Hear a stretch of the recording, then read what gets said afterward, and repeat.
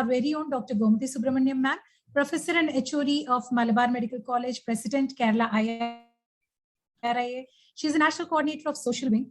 She's a leader who is socially and academically driven. She's very committed to society and social initiatives, just like she's committed and passionate about her profession and students. She drives our initiatives right from the front, and she's the major reason that we are able to conceive and conduct such public awareness programs. And ma'am is going to be talking about nutrition and infertility. So, ma'am, shall we start? Yeah, I can start. We can start. Yes, ma'am. Thank you for the introduction. Okay. So, ma'am, you're going to be talking about nutrition and infertility, ma'am. Yeah. So, how does actually nutrition affect the reproductive system? See, Ritu and both Soumya have given a lot of this presentation about the nutrition, how nutrition is going to cause fertility, isn't it? That is very, very important, I feel. And that is the state of infertility has become more and more in the newer era than when we look on to the previous, isn't it? In 90s, 80s and 70s and before that, you can see the fertility rate was more. You can see more of children. But now, because of the nuclear family, we see very less number of children. That's why. That's because, mainly because, one, I should say it's nutrition. And that is by what we are going to face now in the society. That's our diet control. The diet is very, very important. Previously in the primitive era, what we are seeing is that you just compare the kitchen of the primitive era and compare the kitchen of today's era. Today's modular kitchen, where you get lot of storage spaces. Whereas in a primitive kitchen, the storage spaces are very less. So what happens? The women are working. The women has no time to look after their children, isn't it? So what they do, better go and eat from the kitchen. You have a lot of stuffs there. So children, what they do, they go to the kitchen, they eat the stuff, whatever they get. And their parents are storing it because they don't have time. Not that because they are not loving their children, but there's a lot of time lag between the parent and the child. They don't have the time to feed them. Previously, the mother used to feed the child, take time. The emotion of the mother with the child was totally different. We give emotion to a child with a short time. But there it was a long time, isn't it? The touch was more. The touch is very little now. So what the children do, that we are seeing obesity in children more than in adults now, isn't it? So what the children do, they go and eat lot of stuff from the storage space in the kitchen. That is one disadvantage we are facing now, isn't it? So this diet control should come from the parent to the child. A child cannot listen, means say you don't eat that, the child cannot understand that. A mother in the house or father in the house has to control the diet. That is very, very, very important. So what type of diet we have to control, that should be suggested by the parent, isn't it? So what I feel that the diet control, what is good, what is bad, that is should be taught by the parent. Any question? Yeah. Unmute. Yeah, sorry. Yeah. Yes, ma'am, what you said is very true, because these days we are seeing a lot of kids following processed food. It is easier to store and stack up and very convenient to take. So based on the lifestyle, it has changed, yes. Yeah. So, ma'am, so basically, could you still explain how this nutrition would be connecting to infertility? So what we say that, what is the nutrition now most of the youngsters having? Most of the youngsters are having fast food. Most of the youngsters having fast food, which has got lot of calories. So we should eat food which is very good for our health. We should supplement food which is very good for health. And they are seeing that there are certain leptin levels in our body that maintains our body fat. You know, our body fat is purely white fat, adipose tissue, isn't it? This adipose tissue is seen in our, just beneath the skin, the subcutaneous plate. So the bulk of the fat increases when the leptin levels in our body is unbalanced. The balance in the leptin level should come, because what is leptin? It's a hormone which is secreted by this adipose tissue in our body, mainly from the small bowel, that is from the enterocyte, from the fat cells, also from the fat cells in the underneath the skin or in the mesentery, whatever is there. Enterocytes secretes this leptin. This leptin level is very important. It's a type of hormone which helps to balance our hunger. Suppose this goes high, the leptin levels goes high. What happens when this leptin level goes high? When our food, that is the food we are eating, is disturbed. So the food which we are eating is mainly the process, the food we are getting from outside. That increases these leptin levels. When it cause this leptin level acts in our hypothalamus, in the satiety center. When it goes more, you get more of hunger, you eat more. And what food they are eating? They are eating the food which we get, mainly the cheese, mainly the meat, mainly the bread which is made of maida. All these will cause increased leptin levels. When it causes increased leptin levels, more of fat in your body. Understood? The more of hunger. So you have to control your hunger. So this normal leptin levels control our hunger. And when our hunger is controlled, we don't eat more. So children, what happens? The leptin level is imbalanced. So they eat more. It's more of fat. So actually this level acts in our hypothalamus, in our reproductive axis. We have a reproductive axis, isn't it? The hypothalamus, the pituitary which secretes the FSH. The FSH controls the gonads, and the uterus, that is the endometrium. This is an axis, isn't it? So this level, this leptin levels acts on this and this axis, which prevents the ovulation, which prevents the follicle development, which prevents the endometrium to get more thicker, to become more proliferative for accepting the ovum or embryo. So these are the causes. The reproductive axis becomes imbalanced, or it becomes negative to get fertile. So we should have a very good diet. So which are the factors which is causing more of to increase the leptin levels? There's another hormone also called ghrelin. These both together are dirty hormones which makes us more fat, isn't it? The more you become obese, children are not bothered nowadays if they're obese. Oh, I won't eat. I'm feeling hungry. I cannot be away from food. How can you say I to be hungry? They start scolding us, isn't it? That is one of the causes. So we have to teach them from the beginning. Previously in the kitchen, we have only 3 meals, isn't it? We have on breakfast, we have on lunch, and we have dinner. No in between meals. But now we have lot of 1 hour stuff. That is yo-yo eating. You know what is yo-yo eating? Yo-yo eating, you starve for a while, then you eat lot of binges. So you become more and more. You eat more and more. You say you're starving, but you eat more and more, isn't it? So that are all bad foods which help you to put obesity in your body, isn't it? So you should have good foods. Which are the good foods which will help to balance the leptin levels? So you should have, that is fruits. Which are the fruits which are very good? All the vitamin C containing foods, which helps to improve our reproductive axis. That's very good. Don't eat potatoes. Don't eat French fries. That is one. The children like French fries, isn't it? Don't eat French fries at all. No mashed potatoes. These are the 2 important underground vegetable which to cause imbalance in the leptin levels. And that causes obesity for most of the children, because these are the liked vegetable of the children. They eat with the tomato sauce. Tomato is good, but tomato sauce is not good. With that, it causes nearly obesity. You want to tell me which are the good food? They say chicken is good food for fertility, for male fertility, they say. But fish is bad, chicken is very good. Eggs are very good, but egg, the central part, yolk is not good, protein, white is good. But yolk is good for the retina, for the eyes. So don't waste your egg by just omitting the yolk. Yolk is also good. White protein, that is white up the egg also is very good. Chicken is good, fish is not good. Okay, so then the 2 things in the blood which causes more of obesity is the sugar level and the fat level. This has to be controlled. So you eat low glycemic indexed food. So low carbohydrate, which has got more of fiber content.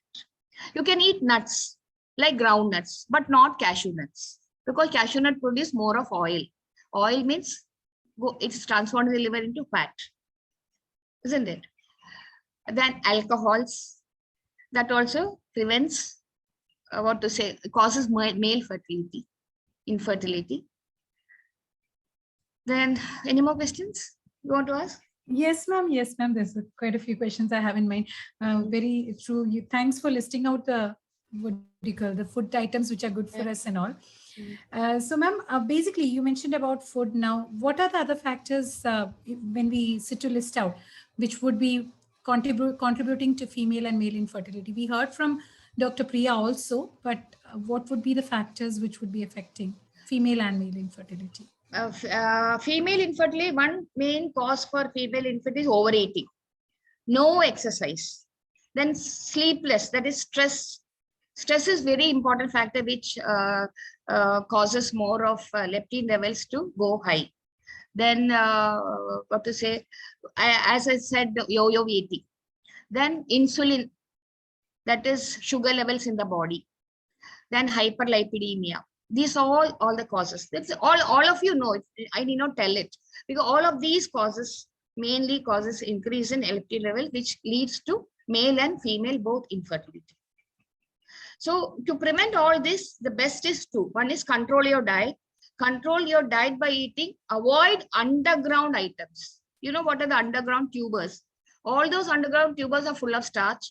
Full of starch means in the liver cycle, it goes to fat, which gets deposited, isn't it? That is one of the important vegetable which you should avoid. Root items which you should avoid.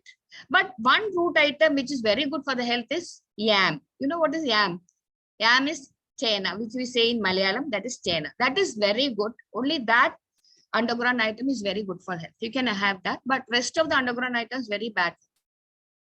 Then one of the vegetable, which the colored vegetable, which is not good, is carrot. Even though it is very important for your eyes, it causes a lot of sugar. Then cauliflower, even though we say it's white, it does not cause much, but that also imbalance of sugar levels. These three vegetables which we eat more causes our obesity because of leptin levels increase. The fruits which are very good is what I say is grapes, the oranges, then we can have cranberries, raspberries, strawberries, all are very good, which helps for increasing the fertility. Kindly avoid alcohols. Alcohol alters the leptin level, that means leptin levels causes both in male and female. Any other thing which you want to know? Yes, ma'am. So, ma'am, you were telling about how it's basically the nutrition, and not only nutrition, alcohol and all. Even Dr. Priya was telling how smoking is also affecting. So basically it's lifestyle, and the nutrition is also a lifestyle choice. So how do you think nutrition therapy or lifestyle coaching and doctor support, how do you think it would affect our infertility? I mean, fertility or infertility? How Actually, does it help us? Our lifestyle, see, most of us, we do our job in the morning, then come back in the evening, isn't it? So we leave our children to their time, to eat. So what I said, we should put a schedule for the children, schedule eating time for the children, and give only food which is helpful for them for their diet in their tiffin boxes. Don't add to them. Oh, he'll be hungry. Why can't we add this extra egg for him?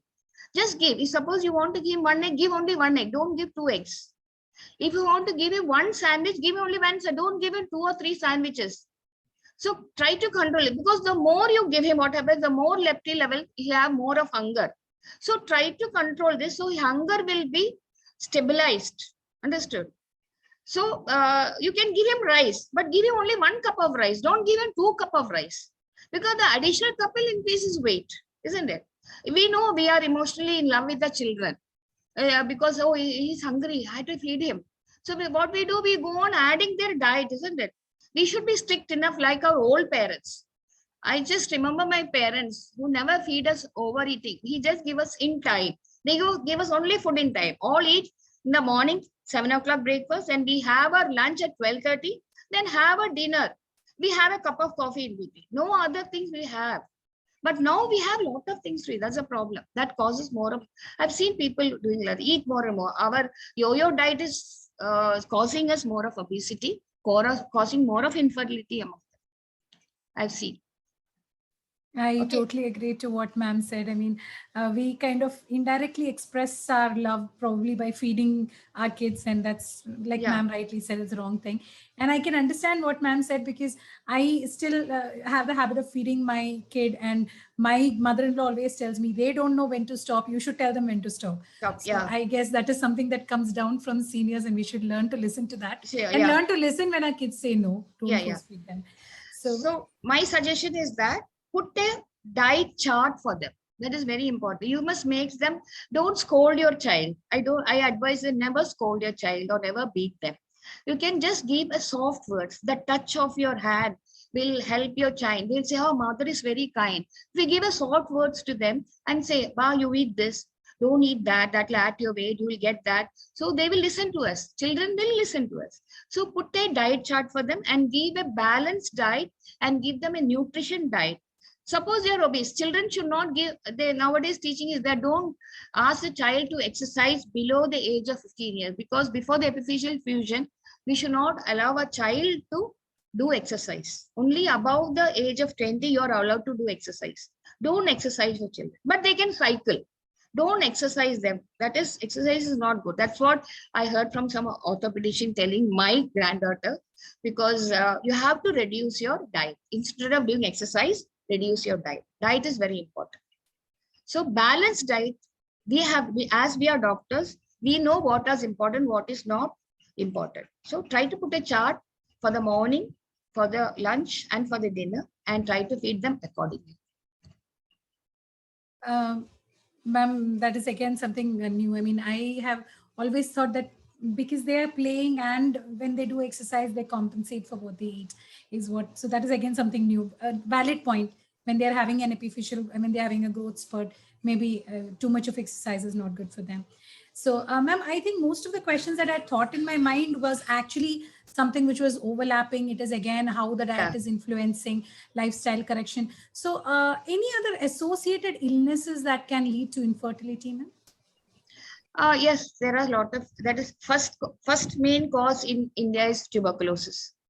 Tuberculosis is one of the cause, because lot of synechiae, then additions in the tube, fimbrial additions will cause infertility. That is one of the major cause of infertility in South India, especially. I don't know about North India. In South India, I have seen, in my experience, I've seen a lot of tuberculosis causing infertility because of this block. And we have removed the block also by our fallopian tube recanalization technique, by removing the synechiae. That is, and patient has fertilized and she became pregnant also. So one of the causes tuberculosis, one cause pelvic inflammatory So, diseases. Yeah, any yes, question? no, I lost the connectivity in the middle. So, Yeah. yes, ma'am. That is one of the major cause of tuberculosis. And recurrent UTI, bacterial infections also may prevent. That is because of the stress.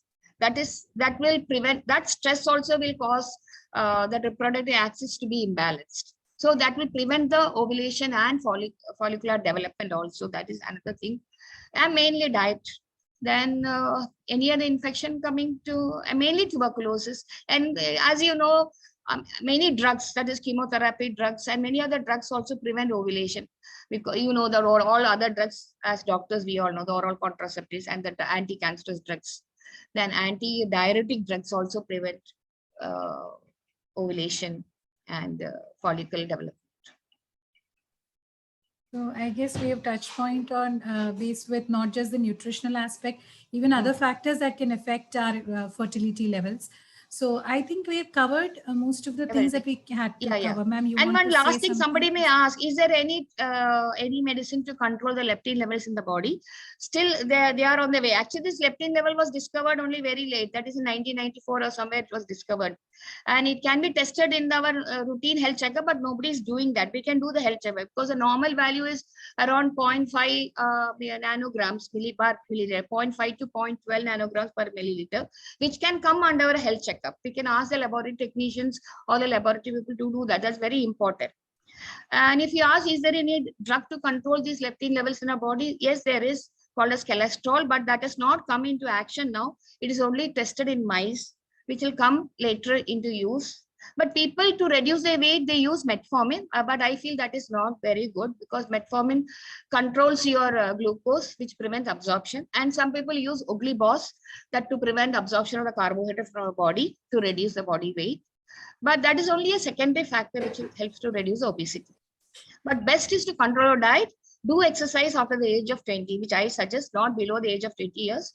Exercise and diet control is two important factors which will control our obesity, and good sleep. Sleepless nights that causes stress, which increases the leptin levels and causes obesity. So have a good sleep, have a good diet, do exercise, be happy.